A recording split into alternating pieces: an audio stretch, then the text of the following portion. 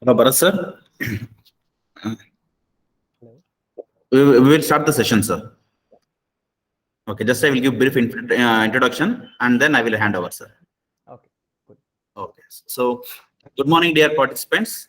Now we are on the third day of our Atal Academy sponsored 5 days national level FTP on revolution and advances in e-vehicles. And today's first session, that is session number 6, will be handled by is on electric vehicle mechanics and modeling, and that will be handled by Mr. Bharat P, Senior Simulation Engineer, Decibels Lab Private Limited, Bangalore. So I want to give brief introduction about them.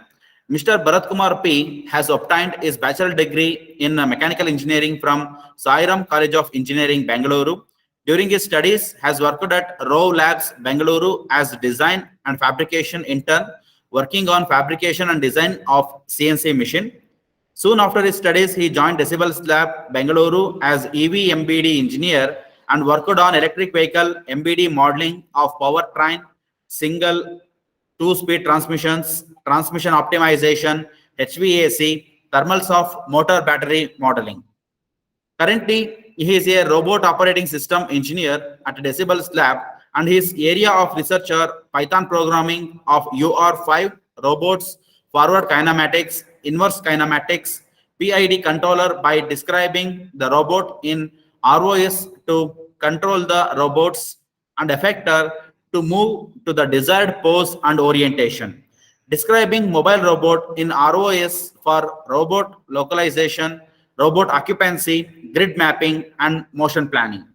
We are very honored to have such a wonderful resource person with us to deliver the session in our FTP. So I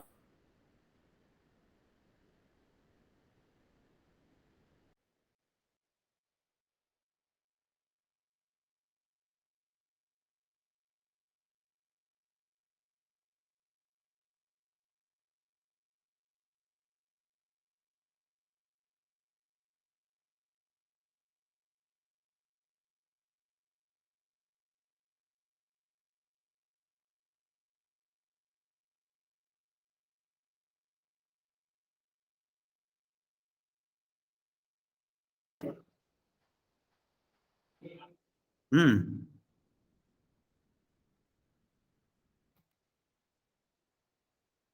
ಏನಾಯ್ತು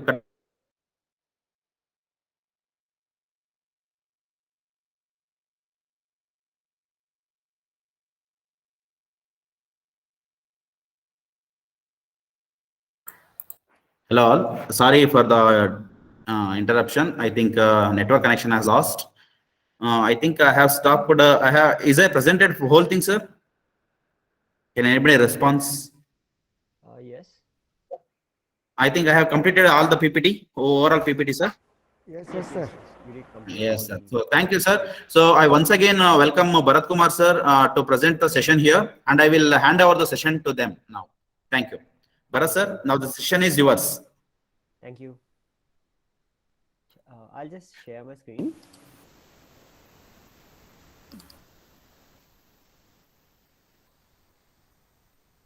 Okay. Is my screen visible? Yes, sir. It's visible, sir. Yes, So good morning all. So in today's session, we'll be looking at electrical vehicle powertrain modeling. So what I mean to say is, so if you see with respect to a vehicle, we have a number of components. So in powertrain modeling, we'll be focusing on the motor, the battery, and also with respect to the vehicle resistive forces. Okay. So in powertrain modeling, the major focus is with respect to calculating the motor size, then battery size, transmission size, and also uh, like the like in terms of battery sizing, we would be looking at the energy, the power, current, voltage, and SOC, and then also like with respect to the vehicle, we'll be looking at the total distance that the vehicle could travel based upon the battery capacity that we're carrying. So similarly, with respect to motor, we would look at like calculating the power, voltage, current, torque, speed. Okay. So like this, with respect to transmission, we would be focusing more on sizing the gear ratio whether it's a single speed transmission, 2-speed transmission, or maybe we are going to look at maybe sizing a different type of transmission such as CVT and all. So that's what like we will be focusing on powertrain modeling. So yeah, so with respect to powertrain modeling, just a second. Okay. Yeah, just give me a second. Looks like it's not visible.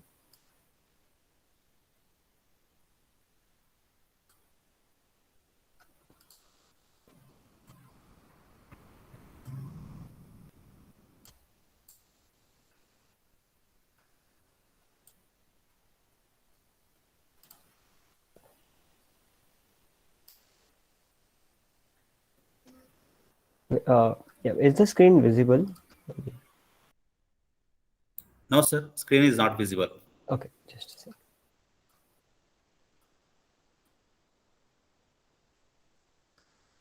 How about now? Yes, sir. Now it's visible. Okay.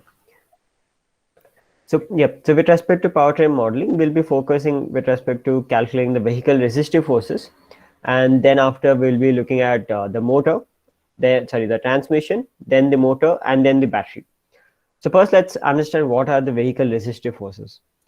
So in order for a vehicle to move, so it has to, I mean, like if you see with respect to this particular car, so in order for it to move, so it needs to overcome certain resistive forces that is present. So by resistive forces are, so we have like gradability force, rolling force, aerodynamic force, the resistive forces, and also we have the acceleration force. So now, if you see with respect to aerodynamic force, so the aerodynamic force is the force that is acting on the vehicle because of the air molecules that is present in the environment. Okay. So then with respect to rolling force, so that is the force which is acting at the tires. So because of the contact between the tires and the road. Okay. So then with respect to gradability, so that is a force which is acting on the vehicle whenever the vehicle is trying to climb a hill. So then we have the acceleration force. So acceleration force is not a resistive force, but that is a force which is trying to help the vehicle in order to increase its velocity. So if the vehicle's velocity is, let's say, 10 kmph, and you need to increase it to 12 kmph. So what is the amount of force? So that particular force is known as acceleration force. Okay. So once we have calculated all these forces, so then after we know the resistive forces, the vehicle forces which is required. So once we have calculated this out, we will basically multiply it with the radius of the wheel, so which gives us the wheel torque. Okay. And then after, once calculating the wheel torque, we'll be able to calculate the motor torque. So once the motor torque has been calculated, then we'll be able to calculate the battery current. Okay. So similarly, with respect to the wheel speed, so if we have the vehicle's velocity, we could calculate the wheel speed, then the motor's speed, and then the battery, also power and all. Okay, that's how basically it is going to work. So we'll look into it like one by one deeper as we go on. So first, let's look at with respect to these individual forces, how does it work, and what are all the formulas that we're going to use. Okay. So first, let's look at rolling force. So as I was saying previously, so rolling force is the force which is acting at the tire because of the contact between the road surface and the tire surface. So if you see over here, this is the tire and this is the road. So because of this contact between contact between these two, so there is a resistive force. So this resistive force could be calculated by this particular formula. Rolling resistance force is equal to CRR into GVW into cos theta. Okay. So wherein CRR represents the coefficient of resistance, okay, coefficient of rolling resistance. So yeah, I mean, like that's a parameter which defines the resistance between these two materials. Okay. So we'll look into it in the next slide. And then we have GVW. GVW is basically the weight of the vehicle. Okay. So the mass of the vehicle into the gravitational constant gives you the weight of the vehicle. So I mean, like by using these formulas, we'll perform calculations in the further presentation slides. and then cos theta represents the inclination of the road. So if suppose like the vehicle is being driven on a flat road, so then theta would be 0. So cos of 0 would be 1. So then the formula would be like CRR into GVW.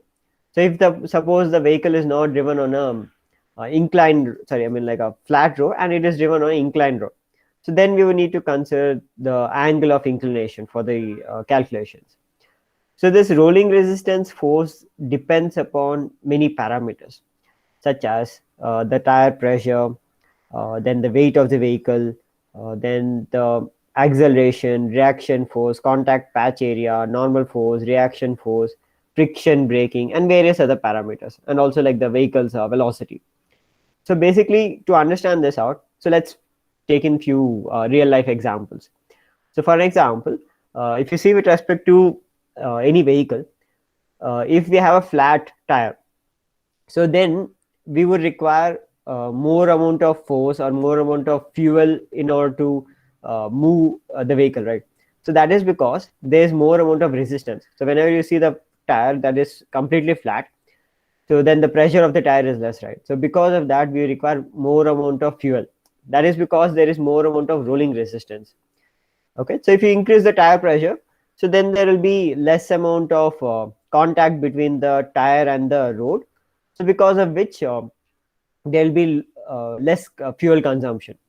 So similarly, if we have okay, so if we have like more amount of weight, you could see that there is a flat area over here at the bottom, which is having more contact between the road surface and the tire. Okay, so because of which the rolling resistance force is going to vary. So all these parameters that you see over here would affect the rolling resistance force. Okay, so these parameters such as the also like the speed and all, right? So that for example, like if you're braking, so then the vehicle's velocity is going to change, so based upon which the contact patch area is going to vary. So contact patch area is basically the tire is coming in contact with the road, right? So what is the amount of area that is in contact with the also like the road surface? So that is known as the contact patch area. So if you have like more amount of contact patch area, so then there is more amount of rolling resistance. So lesser the contact patch area, lesser the rolling resistance.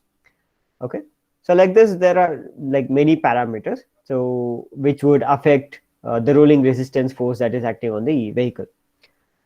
So if you see over here with respect to CRR, okay, so that is the rolling resistance coefficient. So this CRR value depends upon many parameters, so such as the, I mean basically like it depends upon the tire material and the road surface material. So if you see with respect to tire material, you could think of it as if you see with respect to a railway application, so there are steel wheels on steel rails. So then the rolling resistance would be varying between like 0.001 to 0.0025. So this is the range between which the parameters is going to vary. Okay. So then with respect to bicycle tires, so it is varying between these two, I'll say ends like 0.0015 to 0.025. So then with respect to our application, that is ordinary car tires on a concrete road. So that is between 0.01 to 0.015. So based upon the materials and the road surface, you would need to select this out. Okay. So car tires on asphalt road is like 0.03. So that is with respect to rolling resistance force. Okay. So then we have the next force, which is known as gradient force. So gradient force is the force that is acting on the vehicle when it is trying to climb a hill. So if you see over here, so this particular vehicle, it is trying to climb this particular slope, which is at some particular inclination with respect to the horizontal. So that is, let's say, theta. So theta is the inclination of the road surface with respect to the horizontal surface. So let's say 30 degrees or 40 degrees, whatever it might be. So sine of theta into GVW. GVW is the gross vehicle weight.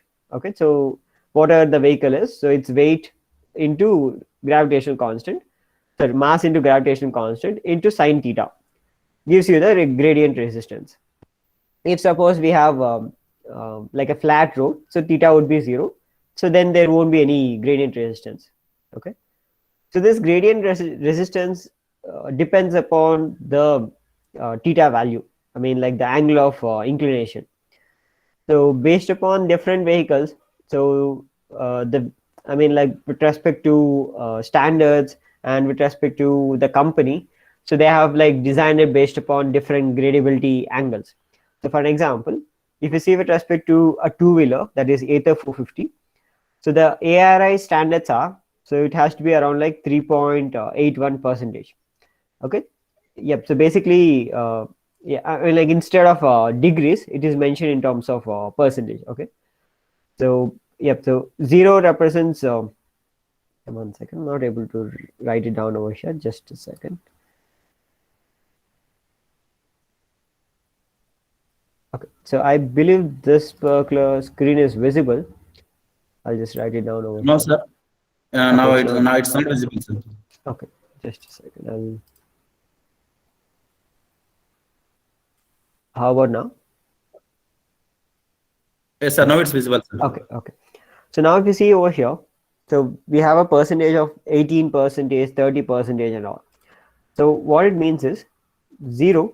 Okay, I'm sorry. So basically the angle of inclination would be between 0 and 45, the maximum angle. So let's say this is the horizontal, this is the inclination of the road. So this is theta. So this theta would be based upon standards. It's basically varying between 0 and 45 degrees. Okay. So 0 represents 0%. And 45 represents 100%. Okay. And 22.5 is, as you can see over here. Yeah, so that's basically 50%. Okay. So this is how the percentage is I'll say like represented. Okay.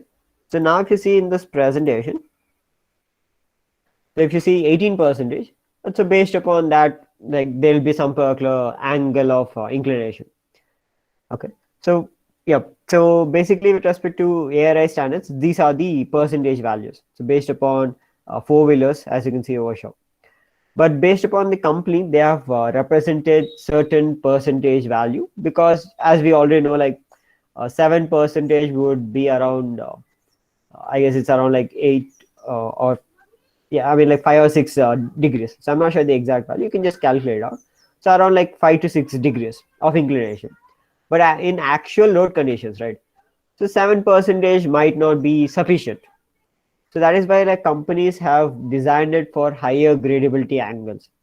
So based upon that, you can see all these percentage values. So for an example, if the vehicle is driven on a city road condition, so then probably like the inclination of the road would be less, right? So we would consider lesser amount of inclination. So if it is being designed for off-road condition, so then we would consider a higher amount of inclination of the road. So then we would have a higher amount of percentage of inclination. Okay, so that's how like we could consider the also like the angle of inclination of the road.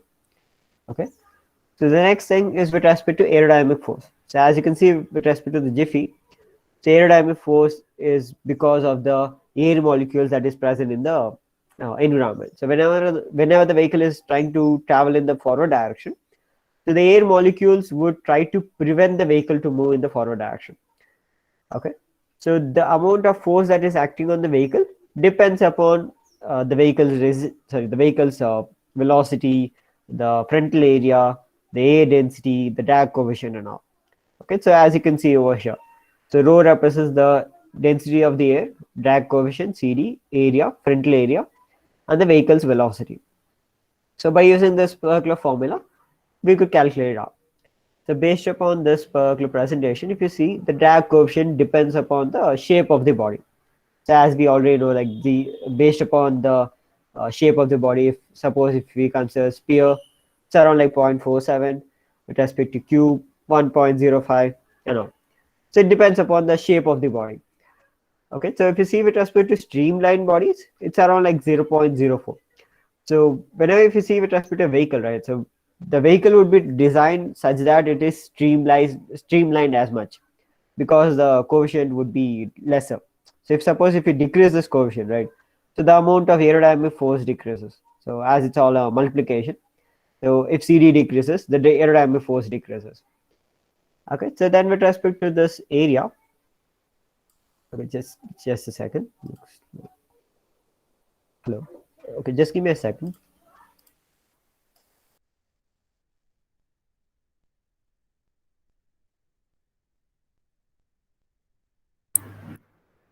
Sir, screen is not visible. Bharat sir.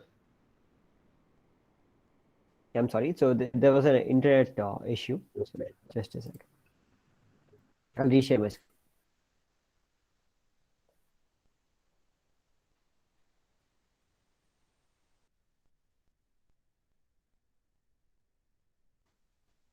Okay. So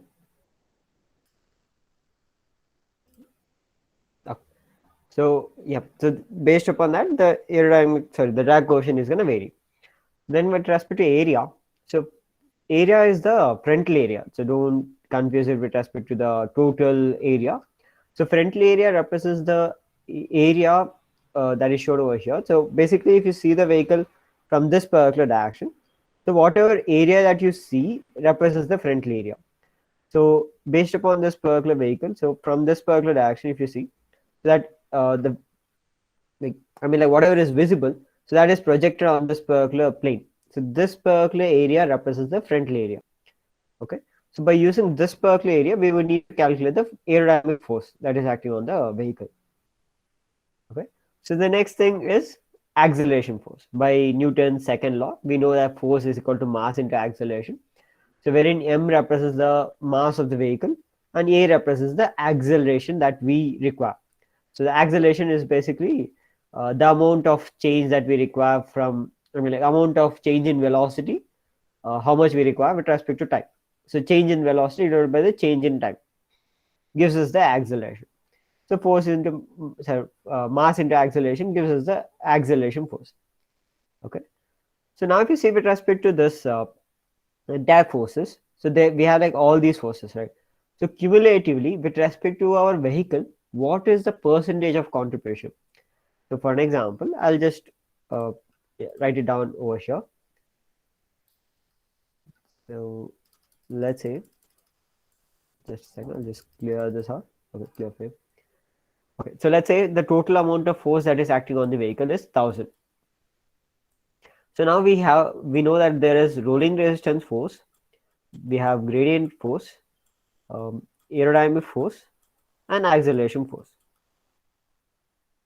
So cumulatively, so if you see this, so if you add all these forces together, let's say we're getting a force of 1000 Newton. So the total force that is acting on the vehicle. So now this each and individual force would have some particular value.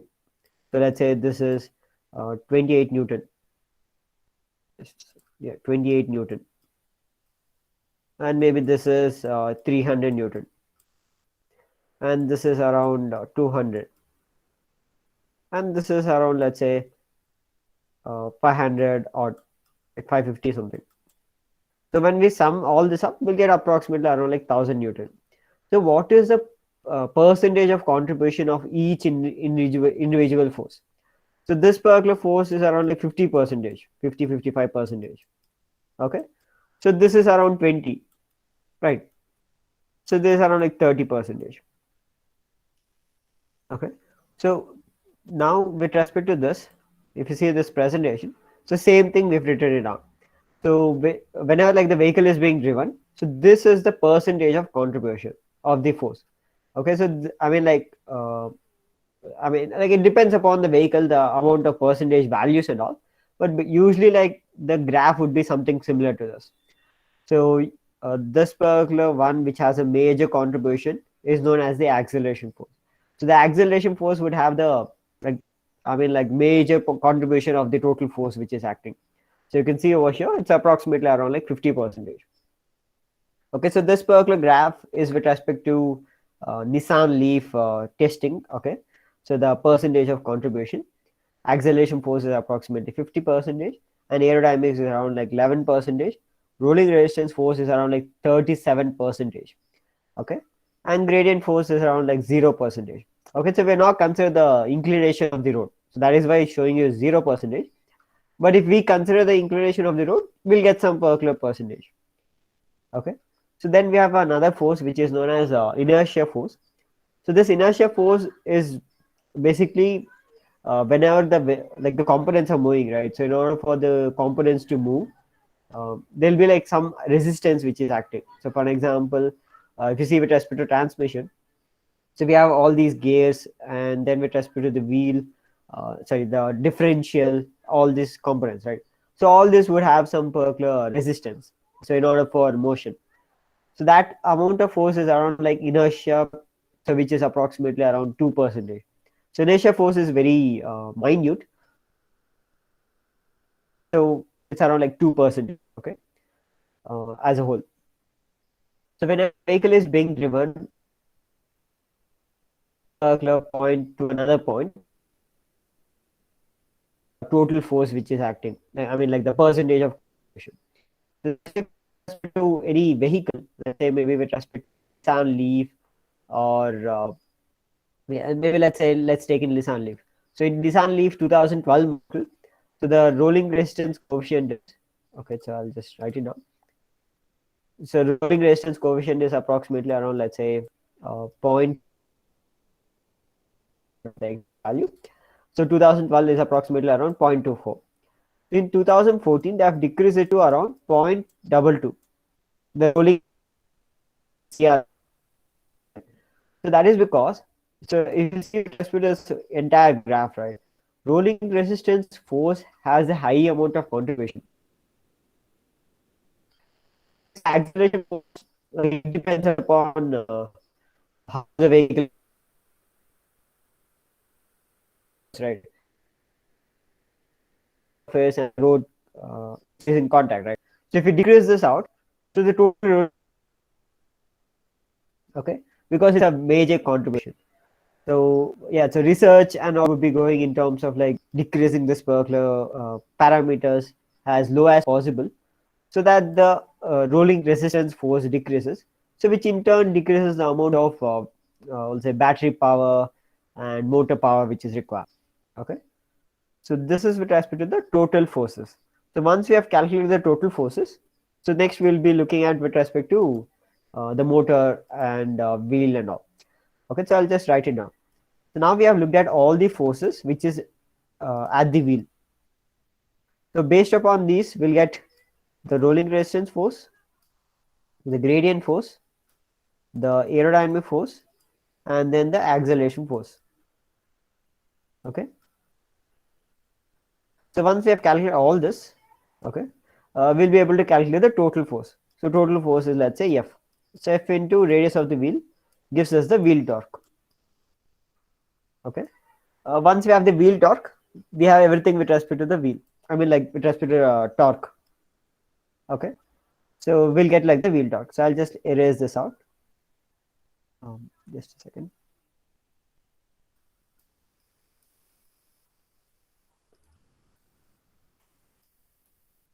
Okay.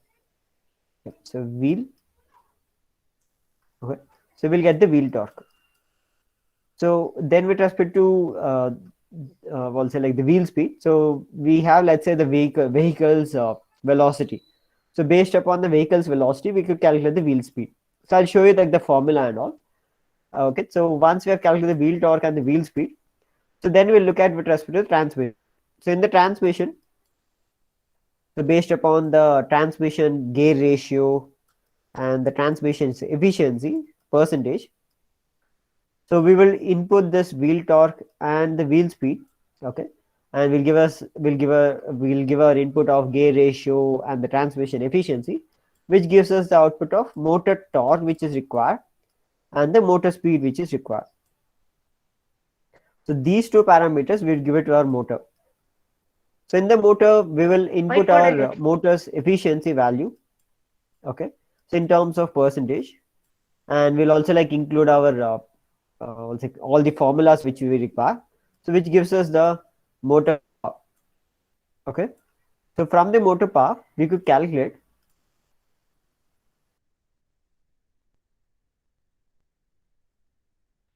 Yeah, I'm sorry. So from the motor power, we could calculate the battery parameters. So I'll just write it down over here. Battery, which gives us over here. So from the motor power, we give it to a battery.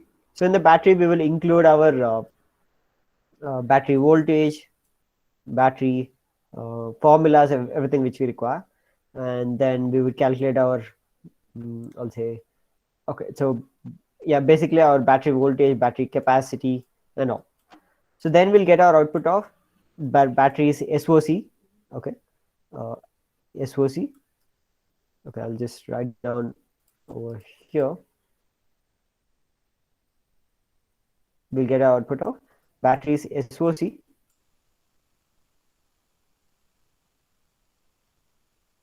voltage, capacity, basically energy, and then the total distance that the vehicle could travel. So this is how basically we would create our model. Okay.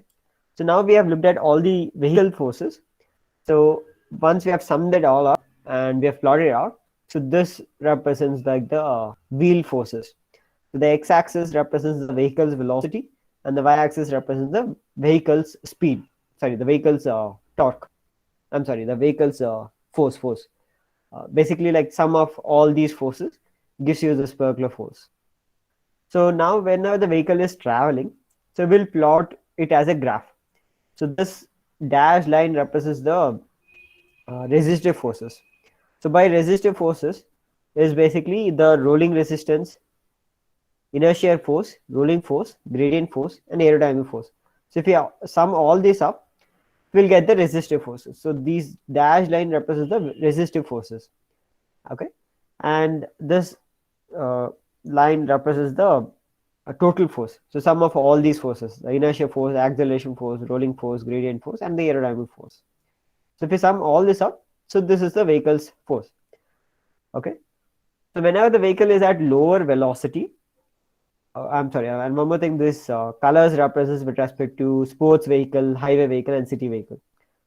So okay, so whenever the vehicle is at I mean like lower velocity, we would require higher amount of wheel force. So as you can see over here. So when the vehicle has achieved some particular velocity, let's say like 60, 70 or 80 kmph, so then the forces keeps on decreasing. Okay. And once it has reached some particular velocity, so the amount of forces which is required is very, very minimum. So you can see over here how much it has decreased. So with respect to sports vehicle, it's around like 16,000, sorry, 16 kilonewton. Okay. So 16,000. So then with respect to city car, it's around like 5 kilonewton. Okay. So, but basically, this is how the graph would be present. So the wheel forces which is present. So once we have calculated this out, okay, and yep, so we will get our wheel torque. So this is the wheel torque. X-axis represents the vehicle's velocity, and the y-axis represents the wheel torque, and the wheel power. Okay, so this is the wheel power. Okay, so initially you can see like the wheel torque increases and then gradually decreases after some particular velocity. But if you see with respect to motor wheel power, so initially it's low, and as the vehicle's velocity keeps on increasing, it is going to increase, and then it's going to decrease by some particular value. Okay, so this is the wheel torque and the wheel power. So then with respect to these vehicle resistive forces and all, so this is basically like the graph of how each parameter is going to vary. Okay, I mean like with respect to the vehicle's velocity, how is the forces varying? So the inertia force, acceleration force, aerodynamic force parameters and all. This particular parameter which is having the highest value is the the acceleration force, and this particular line, blue line, represents the rolling force, and the red line represents the aerodynamic force, then the inertia force and all. Okay, so this is with respect to percentage, and these are the forces in terms of Newton. Okay, so that gives us like the wheel torque and the wheel power values and all. Okay, so let's do certain hand calculations. Okay, so which would give us a better understanding of the concept. So open up a calculator and keep it ready. So we'll do few hand calculations with respect to Aether Energy 450. Okay, so the object of this particular hand calculation is to size our also like the uh, I mean, like with respect to powertrain, the parameters like the motor, torque, and battery and all. So in order to size it out, so we perform calculations. So that is the objective of this particular entire calculation.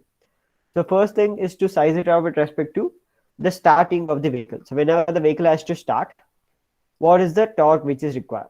Okay, so that's our first objective. So then in the second objective is to calculate the motor power. So if it has to accelerate from 0 to 40 kmph. So in the third set, so to accelerate from 0 to 10 km. So this is with respect to acceleration test, and this is with respect to, okay, I'm sorry. Yeah, this is with respect to acceleration test, the second one. So this is with respect to gradability test. Okay, so 18% gradability. Okay. So then with respect to this particular graph, so this is a motor characteristic graph. So we'll look into this in the further stage. So I'll explain it in the next slide. I mean, like in the further part of the presentation. And with respect to the sizing, we require the parameters. So these are all the parameters of the vehicle. So you could just get it in their website, Aether Energy 450 website. So which gives us the mass of the vehicle, the gear ratio, the efficiency of the transmission, the vehicle's velocity, acceleration performance requirements, and various other parameters, the wheel size and all. Okay, so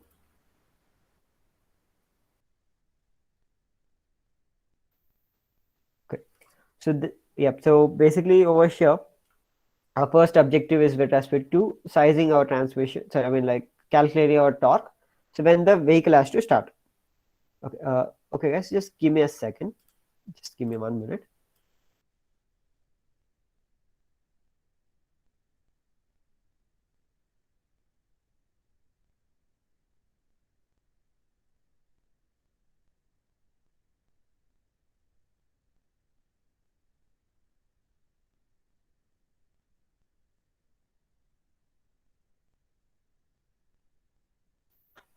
Hello, hello. Yes, sir. Yes, sir. Could you just give me 1 minute? I'll Okay, just be sir. back. Okay, sir.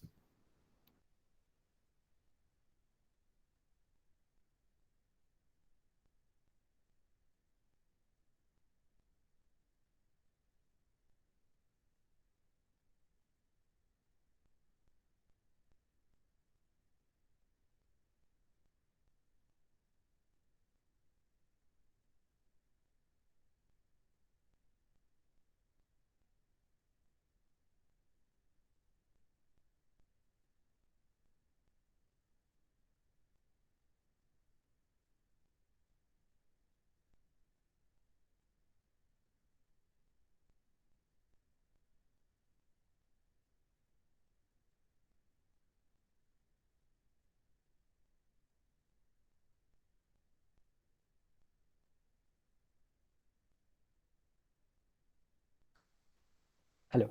Okay. So, yep. So first thing is to calculate the initial torque that is required in order to start the vehicle. So for this particular condition, so the vehicle is at initially at zero velocity. Okay. So the vehicle is not moving. It's on a flat road. So, so based upon this, so first let's calculate our mass of the vehicle. So the mass of the vehicle is basically the total mass of the vehicle. So as we already know, the total mass of the vehicle is the mass of the vehicle is basically as it's given, the curb mass of the vehicle is 111 kgs. So curb mass of the vehicle represents the vehicle's mass. Okay, so which includes like which does not include the passenger's weight, and also it does not include like extra also like functionalities whichever you have here included. So for an example, let's say if you buy a new vehicle, so when you buy the vehicle, so at the showroom, whatever the mass of the vehicle is, so which includes like the engine oil and all the equipments which is present, so that represents the curb mass of the vehicle. Okay, so that plus the driver's mass represents the total mass of the vehicle. So based upon standards, it's considered like the driver mass to be around like 80 kgs. So that's why we've considered 80 kgs. So if you add these two up, gives us the gross vehicle mass. So then we have the gross vehicle weight. So gross vehicle weight is the gravitational constant into curb mass of the vehicle. So GVM into G, which gives you GVW. Okay. So yep. So then we have the total tractive effort, which represents the rolling force, gradient force, and the static force. Okay. So rolling force, gradient force, and static force. Yep. So okay. So based upon the formula, as we already know, we have I'm sorry. So I'm now considering the inclination of the load. Okay. So that's basically cos theta, like theta angle I've considered to be 0. So that's why the formula is GVW into CRF. So as you can see over here, like CRF value is around like 0.01 to 0.05. So you can just consider for calculation it to be 0.015. Okay. So as I've represented over here. And then the gradient force. So inclination to be 0. So based upon that, sine of 0 is 0. 0 into GVW gives you 0 gradient force. So then that static force. So when the vehicle is at static force which is present. I mean like static force which is static it's a coefficient which we would need to consider. So because of which the static force is present. Okay, so based upon the static force formula, so static force represents like the amount of force which is required not to move a vehicle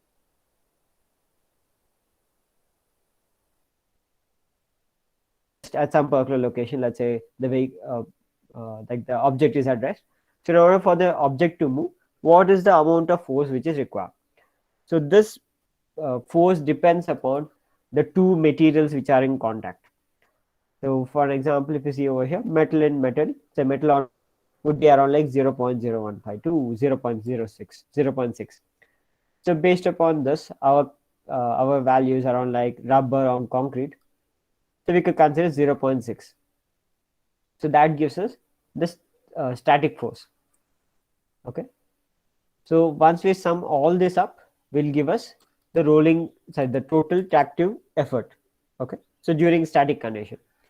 So that into rolling resistance, sorry, the radius, okay, radius gives us the wheel torque.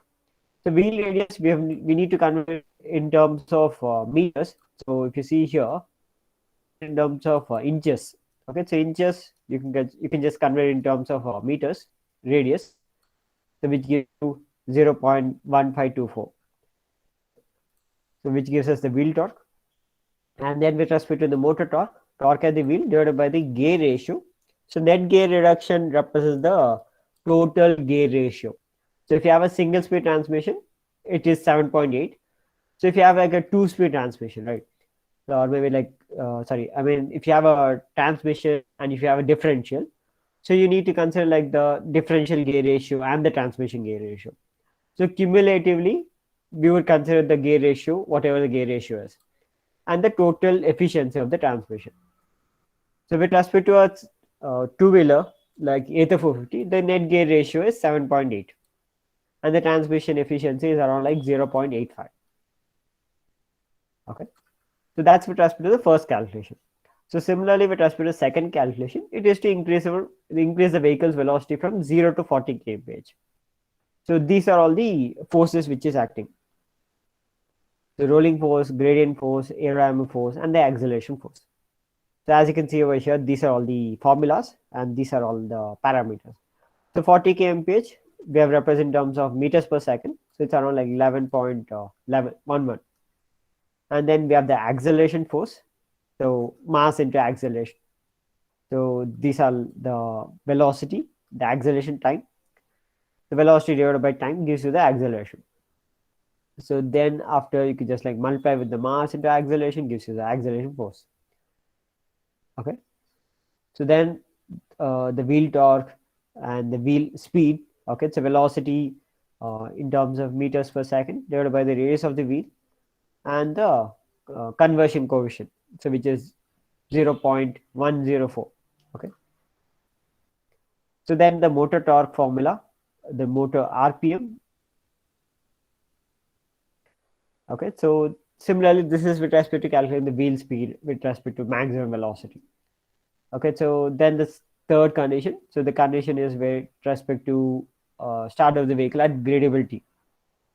So these are like, okay, so here the change is basically 18-degree gradability and change in velocity. So the velocity is 10 kmph. So similarly, you need to calculate the acceleration force, the wheel torque, and wheel RPM, motor torque, motor RPM, motor power, and all. Okay, so which gives us the motor power as a final output. Okay, so I believe like you have understood the calculation part of it. I mean, like the formulas. So you can try it out now. So you open up a calculator, calculate it out, and just type out the output that you've got in the chat box, and then we could go ahead further with respect to the presentation.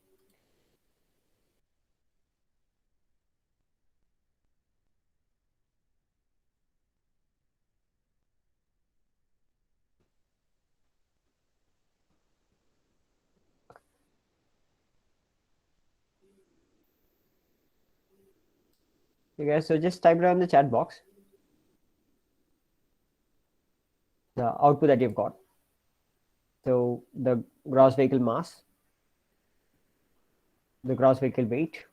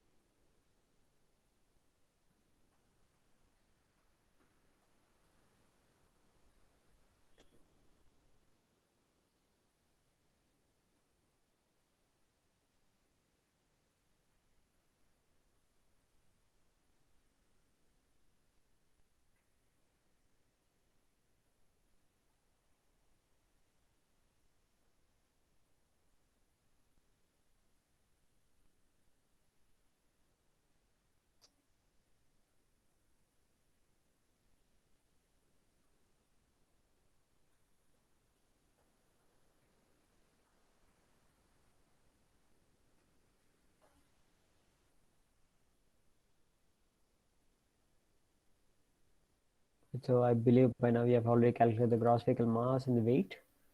I'll just go ahead further.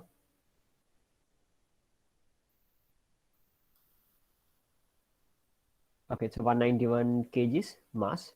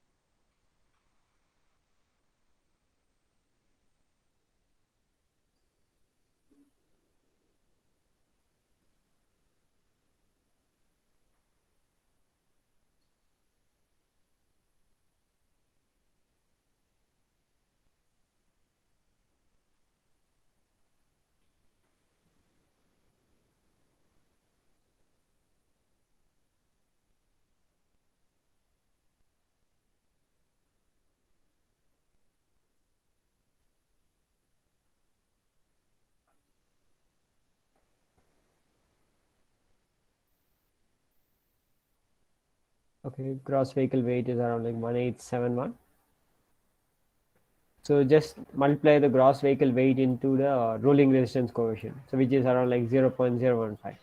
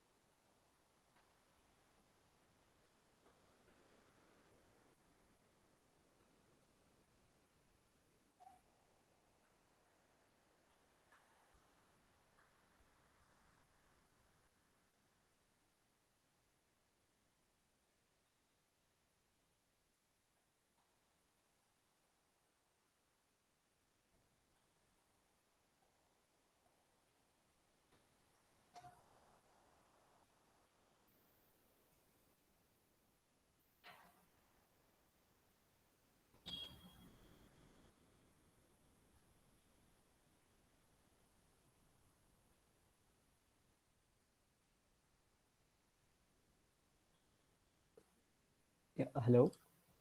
I'm audible, right? Yes, sir. You're audible. Okay, so I was just like waiting for the calculations to be completed.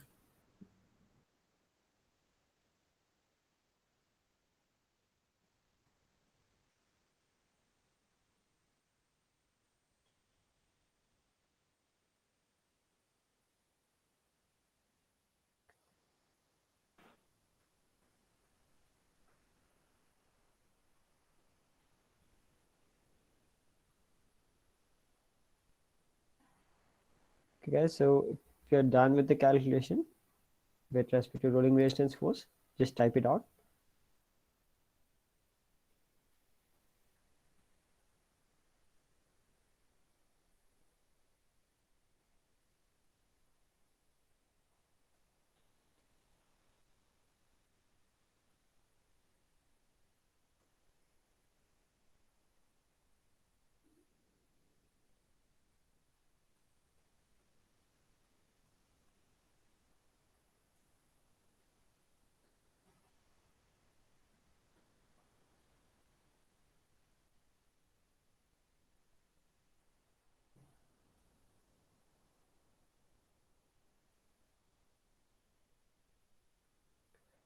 Okay, so basically, whatever value that you've got over here, that if you just multiply with the rolling resistance quotient, gives you the rolling resistance force. So yeah, so 1871 point, no, 1871.8 into 0.015.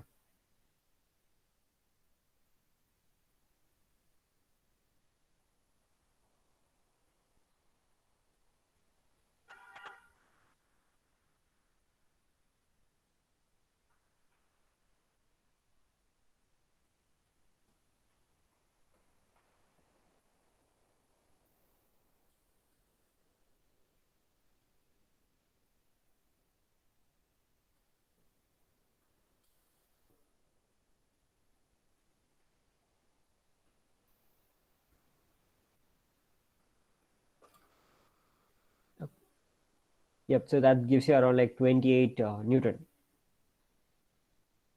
Okay, so approximately around like 28 Newton. So similarly, so over here, sine theta into GVW. So theta is basically 0. So sine of 0 is 0.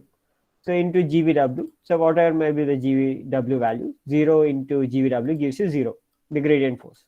Okay. So that is basically 0 over here. So then with respect to the static force, that is GVW. Okay. So GVW is approximately around 18 something, 1871. 1871.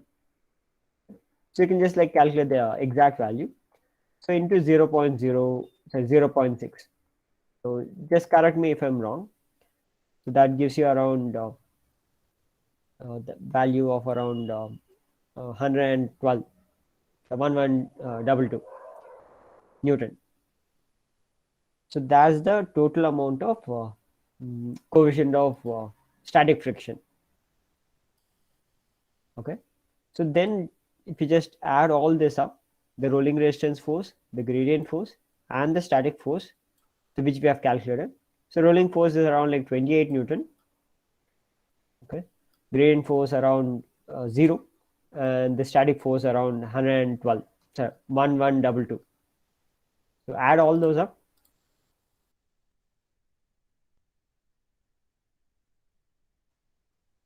So if you add all of those values will give you approximately around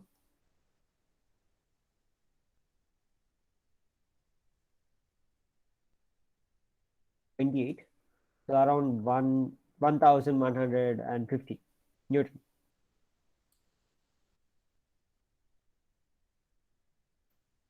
So just calculate it out and let me know the exact value that you have got. So approximately around like 1150 Newton of total tractive effort.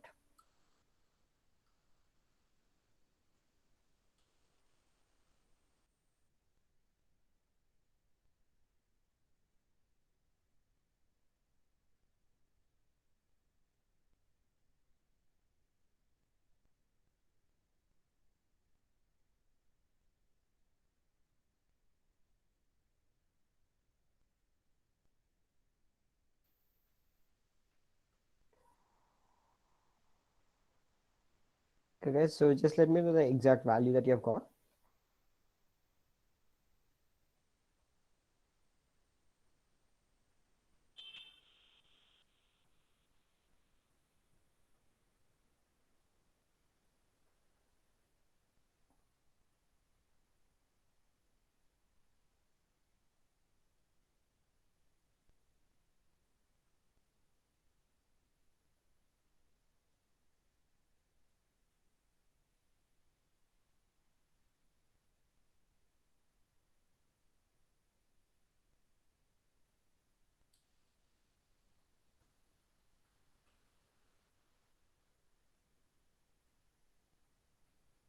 Okay, so I'll just like quickly show it to you. So yeah, that's around like 1150. So into the radius of the wheel. So I mean with respect to wheel torque, starting torque, so total tractive effort into the radius of the wheel. So the radius of the wheel is 0.1524. So into 0.1524. That gives you approximately around 175 Newton. So that is the wheel torque that is required over here. Okay. So then to calculate our motor torque, so wheel torque, whichever we have calculated, 175.26, so that divided by the net gear reduction. So net gear reduction is the total gear ratio. So with respect to AF450, the gear ratio is 7.8, right? And the efficiency of the transmission, so we are considering it to be around like 85% efficiency. So divided by 0.85. So that gives us around 26 Newton meter. So that is the expected motor torque. So 26 Newton meter. So I'll show you like the exact values, but approximately around like 26 Newton meter. So then, okay, so I mean like that completes our first calculation. So until now, with respect to the first calculation, if you have any doubts, just let me know. You can just type it down in the chat box. If it is clear, you can just type in yes. Or if you have any doubts, just type in the doubts that you have in the chat box.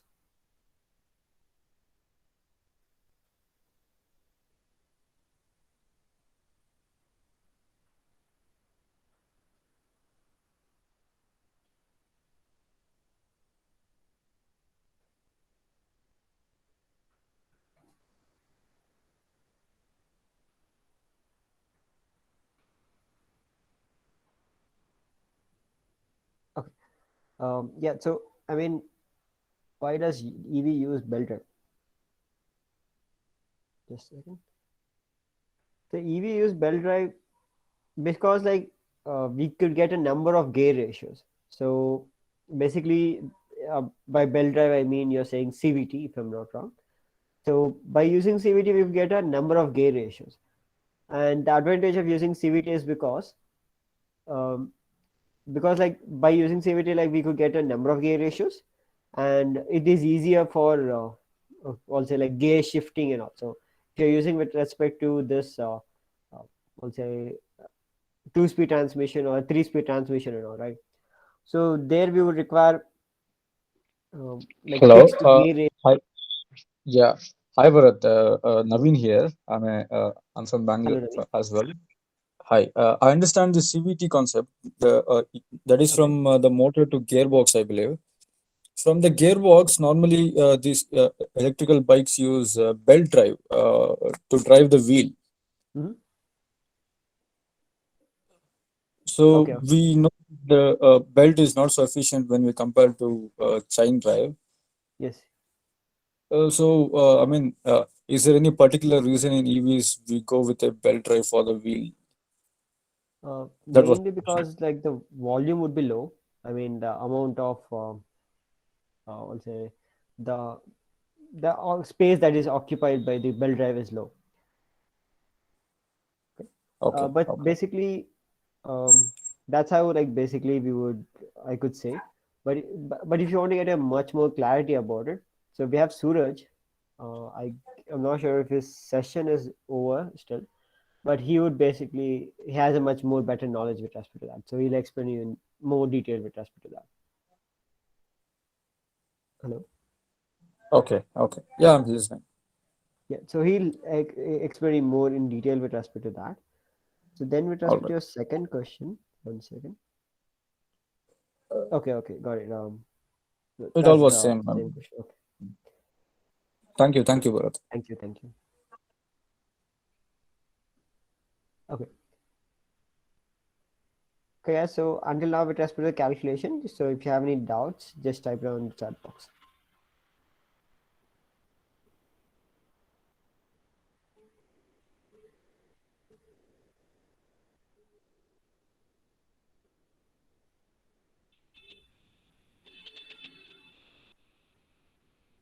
Okay, so I guess there are no doubts. So let's go ahead further with respect to the calculations. So next is with respect to acceleration from 0 to 40 km/h. In order for the vehicle to accelerate from 0 to 40 km/h, what is the wheel torque, wheel speed, and various other parameters? So the Sperkler total tractive effort formula is rolling resistance force, gradient force, aerodynamic force, and the acceleration force. So cumulatively, including all these forces, would give us the total tractive effort. So A is because A represents basically for acceleration. So that's where we have just like represented TTA. Okay. So now based upon the previous calculations, so we have already calculated rolling force, and for this particular condition, we are considering the gradient to be 0. So we already know gradient uh, resistance, and we need to calculate the aerodynamic force and the acceleration force. So based upon this particular, I'll say the values, just calculate the force. I mean, like the aerodynamic force. So we have the drag coefficient, area, vehicle's velocity, A density. Okay. So based upon this, just let me know what is the aerodynamic force that you have got.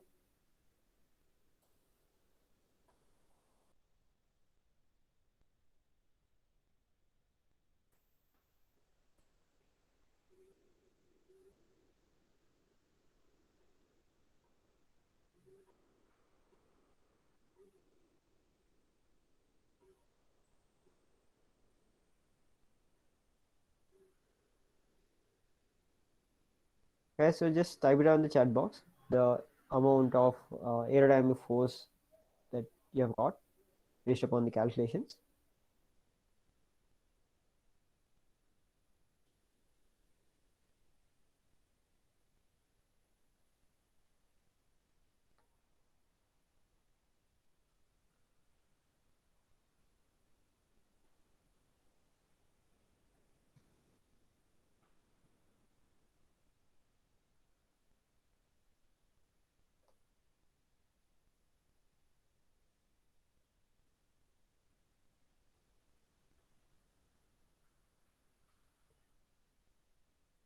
Okay, 1.30. Okay, so I'm not sure the exact value. Let's say it's around like 1.3 Newton. Okay, so yes, so zero. So basically over here, 0.5 is 1 by 2. A density is 1.225. Drag coefficient of 0.22. Area of around 0.875. And the vehicle's velocity of around 11.11. Okay, so you need to like square it out. So based upon that, you'll get some particular aerodynamic force. So then with respect to the acceleration force, so acceleration force is mass into acceleration. So here GVM represents the total mass of the vehicle, which includes the curb mass of the vehicle and the mass of the driver, which is around like 191 kgs. And the acceleration, which is A, is vehicle's velocity, okay, and the acceleration time. So from 0 to 40, we need to reach it in 3.9 seconds. So velocity divided by time gives us the acceleration. So once we multiply with the mass of the vehicle, gives us the acceleration force. So just type it out in the chat box, the amount of acceleration force that you have obtained. So I'll just like calculate it out. So 191 is the mass of the vehicle into 2.849. That's approximately around 544 Newton. So I believe even you have got the same output. 544 Newton. So then after, if you just sum all this up, the rolling force, which is 28, gradient 0, aerodynamic is around like 1.5 Newton, acceleration force of around 544 will give you the total tractive effort.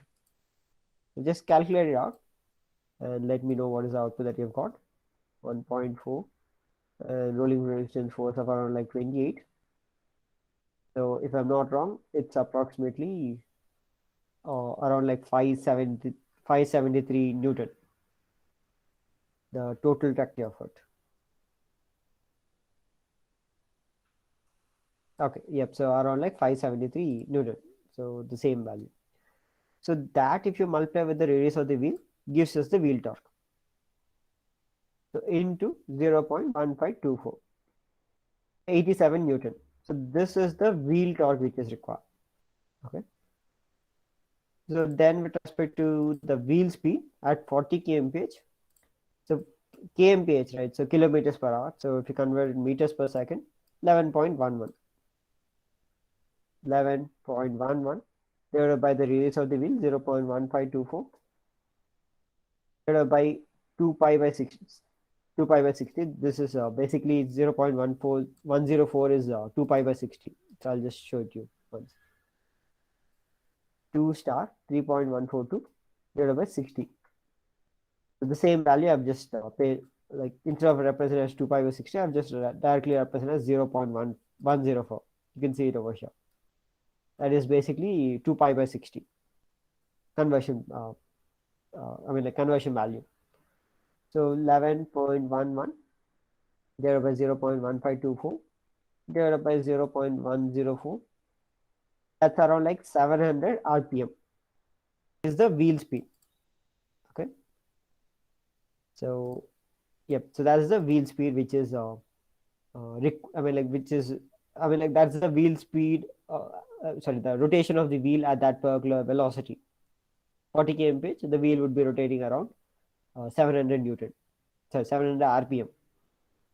So then with respect to the motor torque, so yeah, so wheel torque, it was around like 87 Newton divided by the gear ratio 7.8 divided by the transmission efficiency 0.85. That gives you around like 13 Newton meter. Okay, so I guess I'm going a bit fast. So okay, guys, you can just type it out. So you perform the calculations and let me know.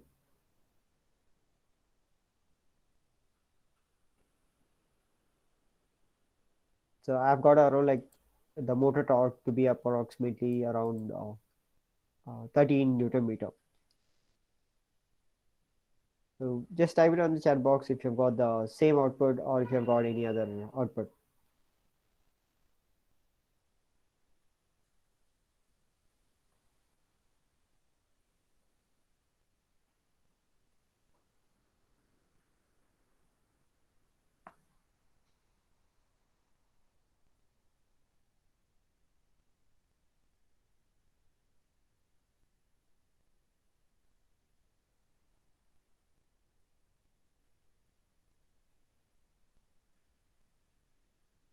Okay, so if you've got the same output, just type it out. What are the like the wheel speed, the wheel torque?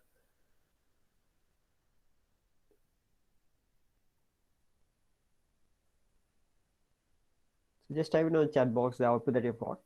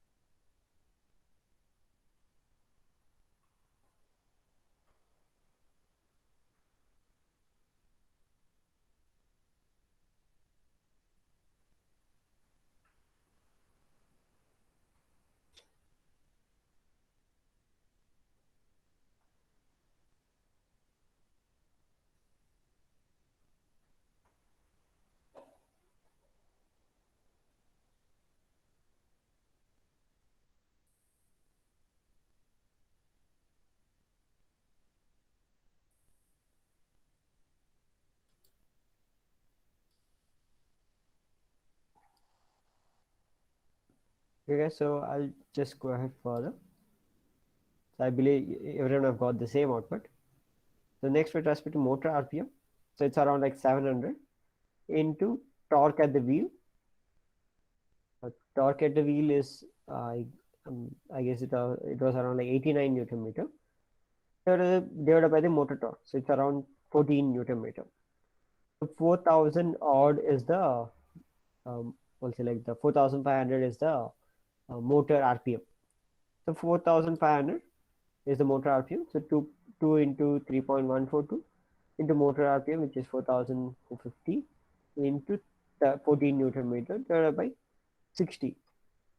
So it's around 6.5 kilonewton.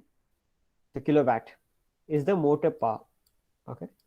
So that is the total amount of motor power which is required. So based upon our calculation. So then with respect to this, so this is basically the wheel speed in terms of like when the wheel speed in terms of RPM at 80 kmph. Okay. So I believe by now like you have already understood all the calculations on how to do it. So I'll just show you the values with respect to the third case. Okay. Which will give us a better understanding.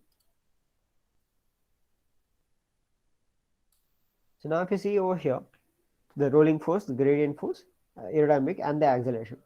So the only difference majorly over here is the gradability. So here we have considered the gradability.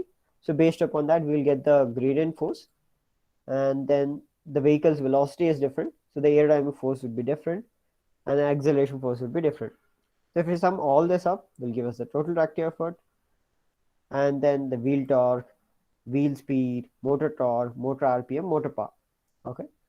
The same thing we have calculated out already. So this is the entire document which contains the values. So you can just verify it out. So the mass of the vehicle, the gradient gross vehicle weight. So based upon the gross vehicle weight in the rolling resistance coefficient. So this is the rolling resistance force. So then the gradient force, which is 0 for the first case, and the tractive effort. If we sum all this up, will give us around 1152, and the total wheel torque, motor torque, and yeah, so that's the motor torque. And then this is the aerodynamic force, approximately around like 15 Newton, and acceleration force. And if we sum all this up, will give us the wheel torque, so wheel force. So then in the radius of the wheel will give us the wheel torque, the wheel speed, motor torque, and the motor speed, and the motor power. Okay. So as we have already seen, 6.5 kilowatt. So this is the motor's, sorry, the wheel speed. Okay. The maximum wheel speed at the maximum vehicle's velocity. So with respect to the Ather 450, the maximum vehicle's velocity is 80 kmph. So based upon that, this is the motor speed and the wheel speed. Then with respect to 18-degree gradability, so this is the gradient force, and the aerodynamic force, the acceleration force, which gives us the total tractive effort, the wheel torque, and the wheel RPM, motor torque, motor speed, and the motor power. So this is the total motor power which is required.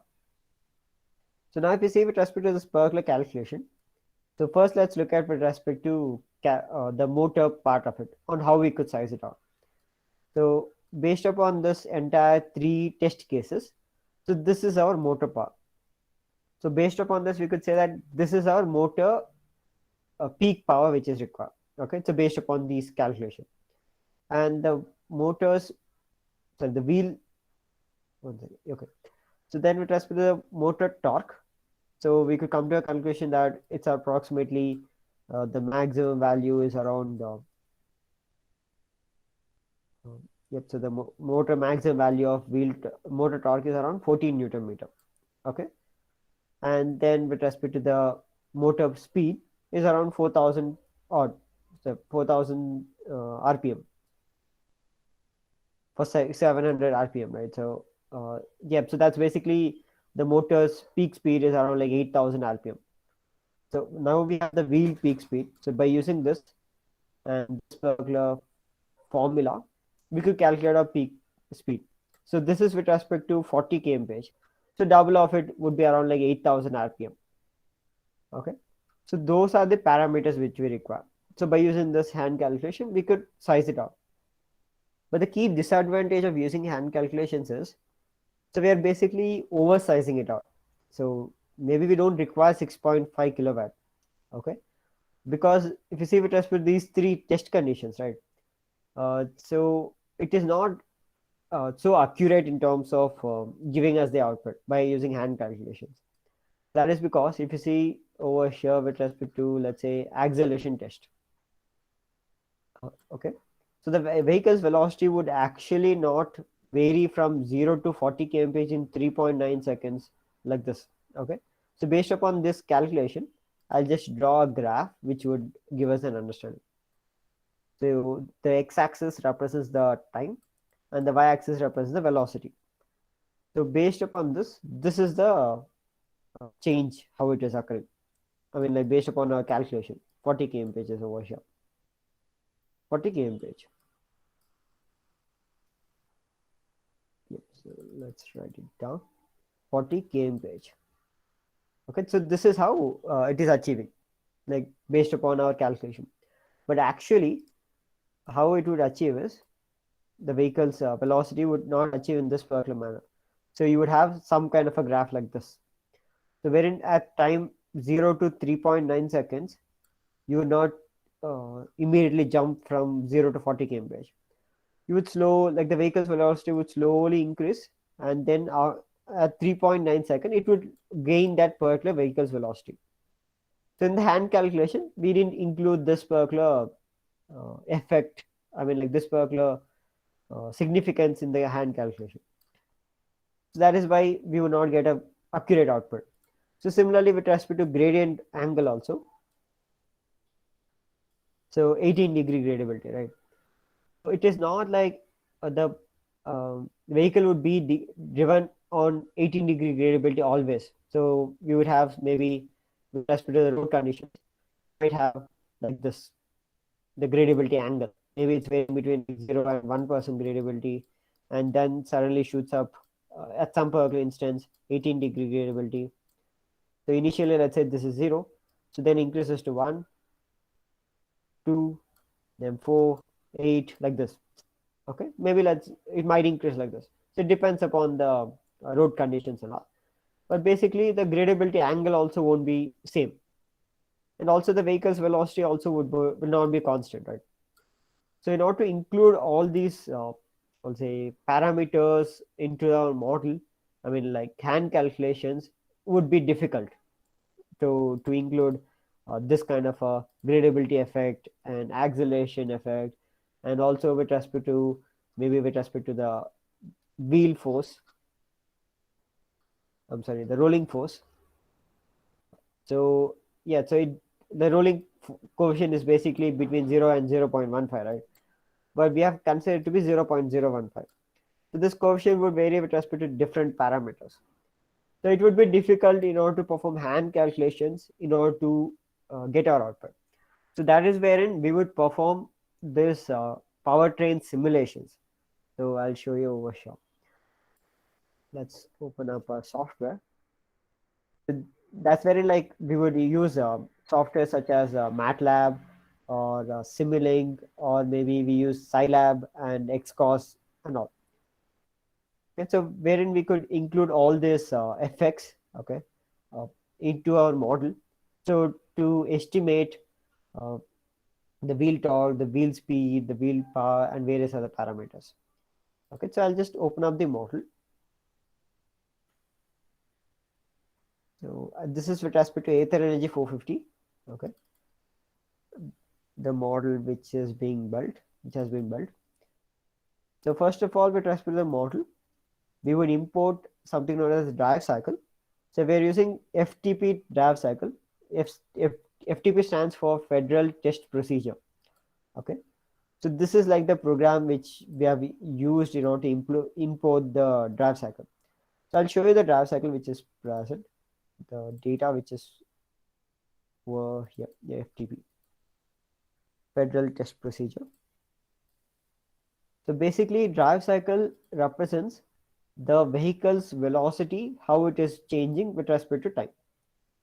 So here you can see the column which is time, and this particular column represents the vehicle's velocity.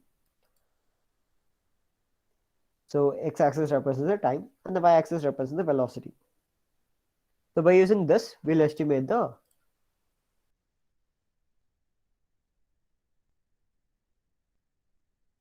okay. So by using this, we would calculate our parameters, which is required, that the wheel torque, the wheel speed, various other values.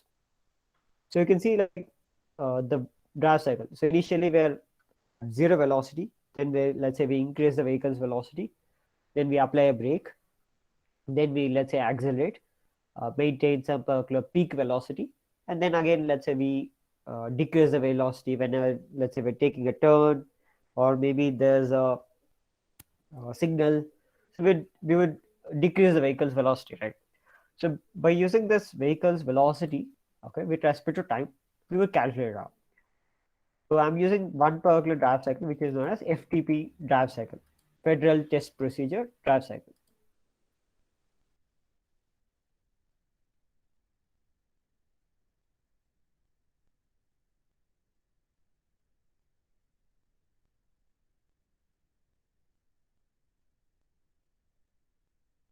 Okay, so there are like many drive cycles like NEDC, and then racetrack drive cycles, are also with respect to we'll say, I mean, with respect to the road conditions. So there are like different drive cycles. Okay, so and we also have like Indian drive cycles also. So based upon the city, based upon the road, based upon the vehicle, so the road conditions, so all these conditions would be included. So based upon that, we have like a different drive cycles. So over here, we're using this particular drive cycle. So I'm importing the drive cycle, which is known as FTP75. So I'll just run this particular code, which would give us the drive cycle which is required. So then after, so the drive cycle is included in our model. So here you can see the chassis represents basically our wheel, which would give us the wheel speed and the wheel torque, and then our transmission. So whatever the wheel speed and the wheel torque that we've got, we'll give it to our transmission. So in the transmission, we have included the gear ratio, the transmission efficiency, and all. So then gives us the motor torque and the motor speed. So this motor torque and the motor speed is given to our motor. So the motor, we would include our motor's efficiency and all, and which would give us the motor power. So this motor power is given to a battery, which gives us the energy and various other parameters. So I'll just run this.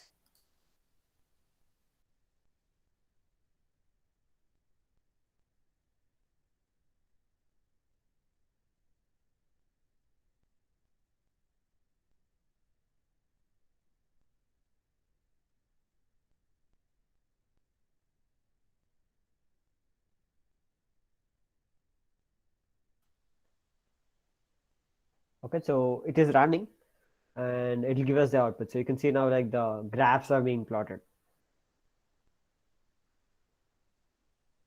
Okay, so it takes time. So based upon the drive cycle, so we would have this graph. You can see like the calculations are being done. The same thing like what we've done by using hand hand calculations by using a calculator. So similarly, the model would perform the calculations and it will give you the output. So with respect to the entire drive cycle, so the calculations are being done. So for each and every second, so let's say at zero velocity, what is the motor power? The motor torque. So all these parameters are being calculated. So the transmission power for each and every second are being calculated. So here the x-axis represents the time, and the y-axis represents the transmission power. Okay, so I'll just yeah. So this is the graphs that we have obtained. I'll show you all the graphs. First, let's look at the with respect to the wheel, all the graphs that we require. The gradient force, this is the gradient force, the acceleration force, the aerodynamic force, the rolling force. And yeah, so this is the motor's efficiency. Okay, the motor power, and this is the battery current. And okay, so this depth of discharge, SOC, state of charge. This is the power, battery C rate. Okay, looks like, yeah, so I'll just expand this out. And then this is the acceleration force. Okay, so now you can see all the forces. So here if you see this x-axis, right? So x-axis is the same for all the graphs. Okay, only the y-axis is going to vary. So this particular graph is the gradient force, this is the acceleration force, this is the aerodynamic force, and this is the rolling force. So now if you see with respect to this, so with respect to the time, the rolling force is constant. So I mean to say it's a straight line. So with respect to time, the rolling force is not varying much. Okay, so approximately based upon our calculation, it's around like 28 Newton meter, which we have, so Newton, which we have calculated. Right? Same thing we've got over here. And here we have not considered the effect of gradient angle. That's why it's around 0. I mean like a flat line. Okay. So with respect to this two graphs, so the first graph, sorry, the second graph represents the aerodynamic force. X-axis represents the time, and the y-axis represents the velocity. So this aerodynamic force would be similar to that of our drive cycle. So initially, when the vehicle's velocity is low, so the aerodynamic force will be low. So if the vehicle's velocity increases, you can see like at around 90 kmph, sorry, 80 kmph is approximately goes to around like 75 Newton. Okay. So then this is the acceleration force. So if the value is greater than 0, it means that you're accelerating in order to increase the vehicle's velocity. So if you're applying a brake, so then we have a negative acceleration. So this 0 to minus 300 is there, right? So all the values which is lesser than 0. So that would represent a regenerative acceleration. I mean like negative acceleration. So this value which is lesser than 0 would be considered for regenerative energy. Okay. So all the values which are greater than 0 would be considered for running the vehicle. Okay. So that's what we could get from these forces. So once we have calculated all this, the output that we would get is the total force. So I'll just show you wheel speed and wheel torque. So sum of all the forces into the radius of the wheel gives us the wheel torque, and as we have already seen, the wheel speed formula. Okay. So now if you see, based upon that, like based upon this, we could directly come to a conclusion saying that the wheel maximum speed is around 1800 rpm. Okay. And on an average, it's approximately around 800 rpm. Okay. So that's what we could come to a conclusion from this particular graph. And the wheel maximum torque is around 50 Newton meter. And on average is around like 25 Newton meter. Okay. So yeah, so that's what we could understand from these graphs. So then with respect to the motor, so I'll just show you like how we could look at sizing part of it. How we perform sizing for these graphs that we have obtained. So yeah, so in order to size our motor, so we require certain parameters. I'll just write it down. So the motor torque, motor speed, motor power. Okay. So in the motor torque, we will require the peak and the nominal. And motor speed, we will require the peak value, basically the peak, and nominal also would be required. And motor power, the peak and the nominal. Okay. So this is what we need to identify. So these values, we have the graphs. Okay. We need to identify these values. So based upon this, we could calculate the peak value. So peak is basically the maximum value. So it's around like 1900 rpm, which is required in order to select our motor. And on an average, so nominal is basically on average like what is the value which is required. So on average, it's around like 1000 RPM. Okay. And with respect to the motor torque, the peak value is around 7.5 Newton meter. Okay. And on average, it's around like 5 Newton meter. Okay. So that's how we could calculate our peak torque and all. So all the values which is greater than 0 would be the torque which is required in order to run the vehicle, and thus values which is lesser than 0 would represent the regenerative torque. Okay. So then with respect to the motor power, I'll just open this up. Okay, so it looks like we don't have any. Okay, so looks like the motor power has not been plotted. So anyways, I'll just show you with respect to transmission power how we would get our output. So it's, I mean, like it's similar. So with respect to the, I mean, like the values are not same, exactly the same, but you will get a similar graph like this. So the peak value would be around like 3000 watts. Okay, so don't worry about the values. You will get a similar graph when we plot the motor power. So, but the motor power will be around like 3000 watts, and the nominal would be around like 1500 watts. So on average, whatever value that we get, like this. So that's how we could size it out. So I'll just show you with respect to battery power, which you, okay, so we have the motor power over here itself. So good. So it's around like 900 watts. Okay. And the nominal is around like 900, 450, 500 watts. Okay. So this is the motor power. Okay. So keep this in mind. This particular testing is with respect to one drive cycle. So we would need to test it with respect to different drive cycles and different tests such as like the acceleration test, gradability test, you know, and different road conditions and all. So only then we would basically size our parameters. But for now, based upon this, this is what we can understand, like the values which we require. And you can see over here, this is the motor's efficiency. As we already know, like the motor's efficiency is not going to be constant, right? So by our hand calculations, we have included a constant value. But here we have, I'll say, included the efficiency change based upon certain parameters. So you can see how the efficiency is varying with respect to time. So the peak efficiency based upon this graph is around like 92%. Okay. On average, it's running approximately around like 85%. Okay. So that is the efficiency of the motor. So then with respect to battery, so to size our battery, we would require the battery current and various parameters. I'll just write it down. So in battery, the battery power, battery current, battery voltage, then battery C rate, CR, and also battery energy values. Okay. So if you see with respect to battery, right?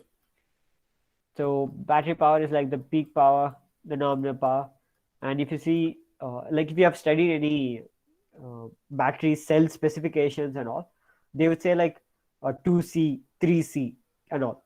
So we need to identify this battery current. So peak C rate and nominal C rate, and battery voltage. So what is the nominal value and the peak value? Okay, so this is basically not C rate, this is current, sorry.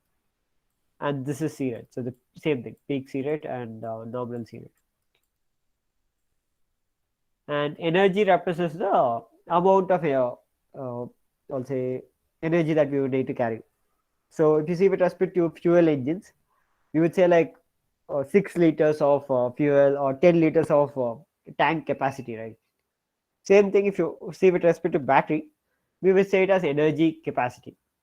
So that's basically in terms of watt hour. So if you see with respect to Nissan Leaf, it's around like 24,000 watt hour. Nissan Leaf, 24,000 watt hour. So we need to calculate this particular value. So how we could calculate? So that is by doing this simulation and all. Okay, so these are basically a few of the parameters which we would calculate it out in the battery. So I'll just show it to you one by one. The SOC. Okay, so I'll just minimize this out. Okay, so based upon this is the battery peak power. So you can see over here it's around like 1100 watt hour peak and around 800 watt hour. So watts. So then with respect to current, so if over here it's around like 25 amps. Okay, and nominal gives you around 12 amps. So based upon this, we could size our we'll say like cell and all. So if you want to build our battery pack, I'll just write it down. So let's say if you see over here, we have a battery pack. So we won't basically, if you get a capacity of let's say 24,000 watt hour, okay, and the current of around 24 amps. Okay, I'm not like writing down the exact value. Let's say probably not 24 amps. Let's say 240 amps. Okay, voltage of around 500 or 400 amps, so 400 volts something. Okay, so now if you see with respect to a battery pack, right, we won't basically, based upon the output that we've got, we won't we'll say build our battery pack. We would use something known as cells. Okay, and we would connect the cells in series and parallel. So each cell would have these like these kinds of a parameters like current and all. Let's say like 10 amps and 5 volts and energy of let's say 24 watt hour or something. Okay, so by using this cell we would connect it in series and parallel. Okay, so which would give us a battery pack. Okay, so in the powertrain calculation we could calculate like what is the amount of uh, I'll say number of cells required in series and parallel also. So if you want to build our battery pack, so that's what we could also calculate in the parameters. Okay, so you can see over here like the C rate and all. So the peak value, the nominal value and all. I'll show you like few of the parameters. So if you see over here, uh, yep. So this is our battery capacity in terms of amp hours, and this is our energy. Okay, so this is not the exact value. I'll just like rerun the model, which would give us the value.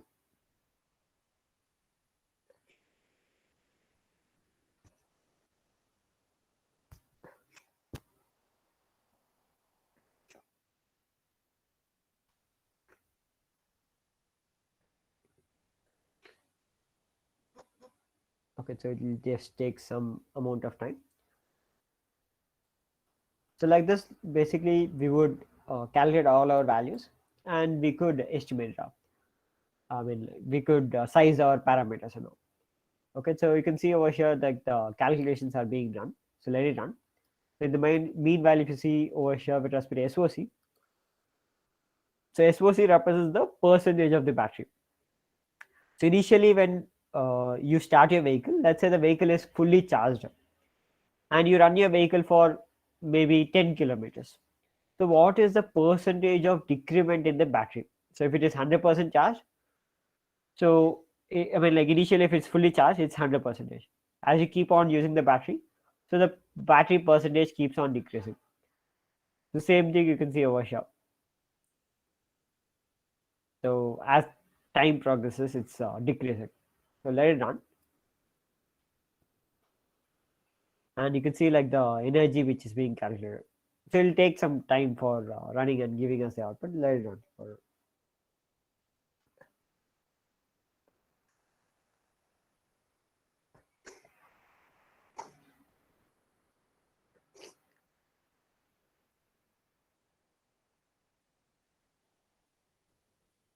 Okay. Okay, so looks like it's not giving us exact value. But yeah, so anyways, basically, it'll give you like the energy, okay, in terms of watt hour. So with respect to 850, it's around 2,400 watt hour. Okay, so yeah, so based upon this model, looks, yeah, it's not giving us the correct output. So yeah, so anyways, basically, that we could calculate it out. So we have done it. So here in this particular model, looks like there's an error in the model. But anyways, we would get our energy. So what are the energy with respect to Ether 50 is around like 2400 watt-hour. So those energy parameters and all we could calculate out. Okay, so that's with respect to our entire powertrain model on what we would do it. So same thing, like we could do it in much more complex manner also. So if you see with respect to transmission, right? So we have considered single speed transmission. So in the transmission also we could use 2-speed transmission, 3-speed transmission, or maybe basically like multi-speed transmission, CVT, or planetary gauge system also. Okay. And in terms of motor, there are like different motors, right? Like DC motor or build DC motor, and also with respect to motor, we could calculate the motor voltage, motor current also. Okay, so which is not included in this particular model, but it also could be included.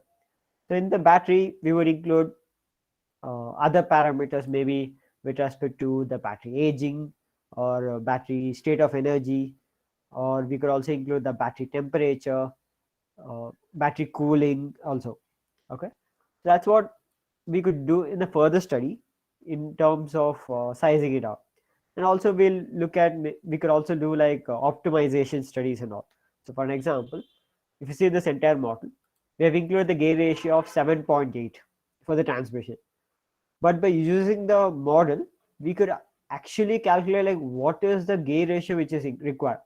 So should we use 7.8, or should we use 8? Should we use 9? So we could actually calculate it out by using I mean to say like the powertrain model which we would build in Scilab or Xcos, or maybe in terms of MATLAB or not and all.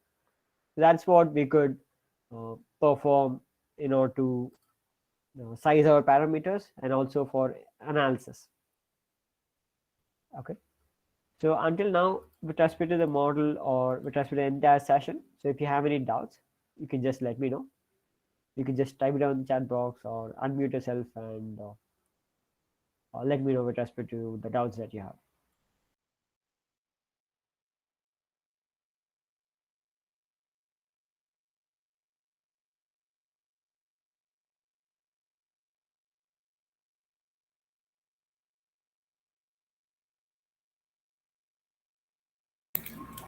Participants, if you have any questions, kindly ask by unmuting yourself. Thank you.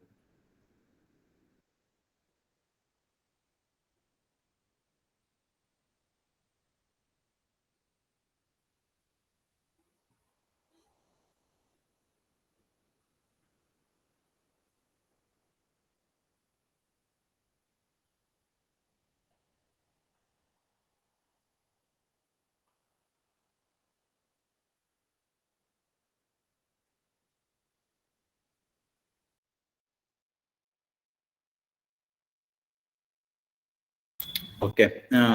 If participants having no questions, we will end up the session. So, any questions? I don't think so. Okay, sir. Bharat sir, thank you for accepting our invitation to be a resource person in this session, and for giving a wonderful things about modeling and how live interactions. And also you have given a lot of workouts for all the session, all the participants also. So we are very happy for your session, and thank you for joining with us for this FDP. Once again, I will thank you from our institution and from all the participants. So thank you very much, sir. Thank you. So our participants can join to the next session by 11:45. Anyhow, our another resource person is having some urgent meeting with the director. I will intimate the timings once they will become free. Okay. So thank you so much.